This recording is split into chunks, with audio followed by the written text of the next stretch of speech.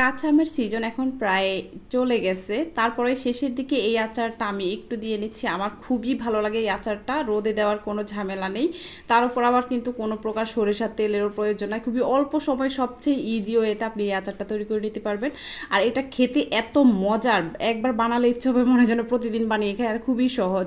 এখানে আমি 1 কেজি পরিমাণ আমের সাথে 2 কাপ পরিমাণ চিনি খুব ভালো করে মিশিয়ে রেখে দেবো। আর খুব ভালো করে মিশাতে হবে যাতে প্রত্যেকটা আমের গায়ে গায়ে চিনিগুলো লেগে যায়। এরপর আমি ঢাকনা দিয়ে ঢেকে এটাকে রেখে দেব। রেখে দেওয়ার পরে কিন্তু এই আম থেকে অনেক পানি বের হবে, চিনিগুলো গলে তারপর পানি বের হয়ে যাবে। এই যে মেখে নেওয়া শেষ হয়ে গেছে, এখন আমি একটা প্লেট দিয়ে তারপরে ঢেকে রেখে দিচ্ছি। এখন আমি চুলায় একটা কড়াইতে এখানে দিয়ে দিচ্ছি 2 চা চামচ পরিমাণ পাঁচফোড়ন, আর সাথে দিয়ে দিচ্ছি কালো সরষে 1 চা চামচ পরিমাণ, আর 3টে শুকনো মরিচ। তো এগুলোকে আমি হালকা করে ভেজে নেব। আর এই পাঁচফোড়নের যে স্মেলটা আমার এত ভালো লাগে, কি সুন্দর একটা গ্রান। আর আচারের মধ্যে যদি পাঁচফোড়ন না দিই তাহলে তো আচার মনেই হয় না। এই যে দেখেন এদিক দিয়ে কিন্তু চিনি গলে যে অনেকটা পানি বের হয়ে গেছে আম থেকে। আর এই আচারটা বানাতে সবচেয়ে কম সময় লাগে, আপনি অল্প সময়ে এত মজাদার একটা আচার তৈরি করে নিতে পারবেন। এখন আমি চুলায় আরও একটা হাঁড়িতে আমগুলো ঢেলে দিচ্ছি। এরপর এখানে তেমন কোনো উপকরণ দেওয়ার প্রয়োজন নেই, একটু ফুটে এলে নেড়ে চেড়ে দেবো। চুলার জাল মিডিয়াম আঁচে দিয়ে তারপর আচারগুলোকে রান্না করতে হবে। আমি প্রায় 15 মিনিটের মতো মিডিয়াম আছে এভাবে দাঁড়িয়ে থেকে তারপর নেড়ে চেড়ে কিছুক্ষণ রান্না করে নিচ্ছি।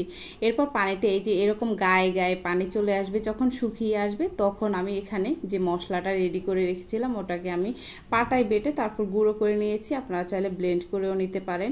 এই যে পাঁচফোড়নের যে তৈরি মিশ্রণ মশলাটা রেডি করে নিয়েছি। এখন আমি এটা পুরোটাই কিন্তু এই আচারের সাথে দিয়ে দিব।